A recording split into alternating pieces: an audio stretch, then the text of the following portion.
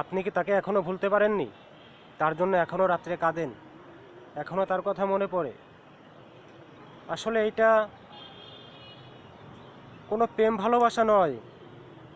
আপনি তার প্রতি আসক্ত হয়ে গেছেন, মানসিক রোগী হয়ে গেছেন।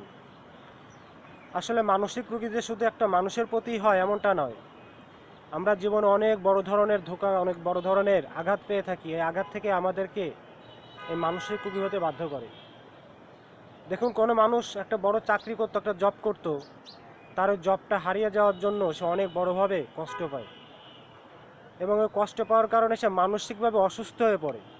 সে কোনোভাবে মেনে নিতে পারে না যে আমার জীবন থেকে জবটা কেন হারিয়ে গেল। অনেক মানুষ আছে যার অনেক টাকা পয়সা ছিল, কিন্তু কোনো দুর্ঘটনার কারণে সব কিছু হারিয়ে ফেলছে, সে আজ নিঃস্ব, মানসিক রোগী হয়ে গেছে। এটা আসলে সে টাকার জন্য মানসিক রোগী হয়ে গেছে, যে টাকাটা হারাই গেছে, সে অনেক বড় ধরনের আঘাত পাইছে। দেখবেন কিছু মানুষ প্রিয় মানুষদের হারানোর যন্ত্রণায় সহ্য না করতে পেরে সে মানসিক রোগী হয়ে যায়। যেমন কিছু মানুষ তার মা হারিয়ে গেছে, মা মারা গেছে, বাবা মারা গেছে, কিছু মানুষের সন্তান মারা গেছে, এই ব্যথায় সে নিজেকে বোঝাইতে পারে না। সে ওই সন্তানের কথা বারবার মনে পড়ে, কেন হইলো, কেন গেল, কেন মারা গেল, আমি কিছু করতে পারলাম না। একটা সময় যে সে ওই চিন্তা ভাবনা করতে করতে মানসিকভাবে অসুস্থ হয়ে পড়ে। ঠিক তেমনই আপনি যে মানুষটার জন্য এখন কষ্ট পাচ্ছেন, আপনি কিন্তু তাকে ভালোবাসেন না, আপনি ভালোবাসতেন।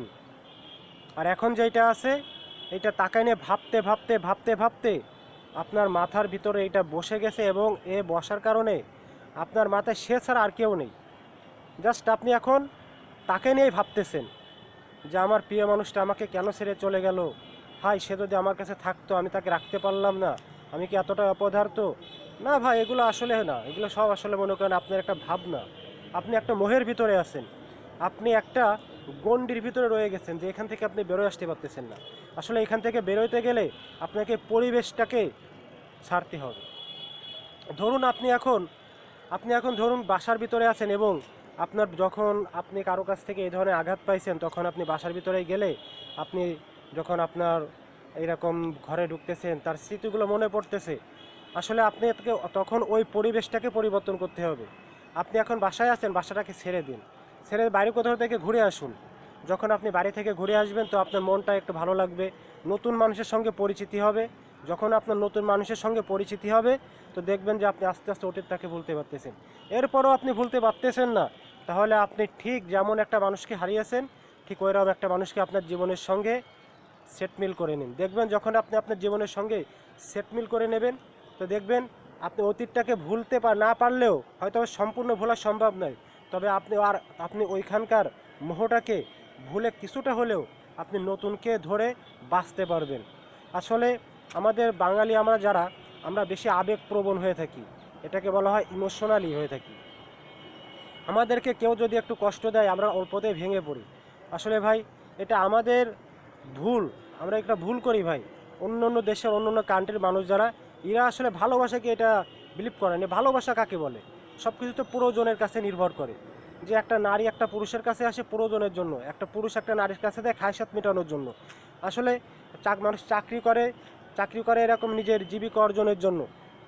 এই জন্য আসলে মা বাবা তারা থাকে ছেলেদেরকে ভালোবাসা বা লালন পালন করার জন্য। আমার বাচ্চা হয়েছে, আমি তাকে ভালোবাসি, এটা ঠিক আছে, স্নেহ করি, মমতা করি, এইটা এক জিনিস, আর ভালোবাসাটা সম্পূর্ণ আলাদা একটা জিনিস।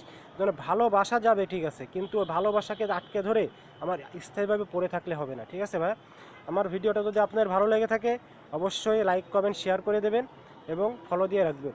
ধন্যবাদ সবাইকে। আসসালামু আলাইকুম রহমতুল্লাহি।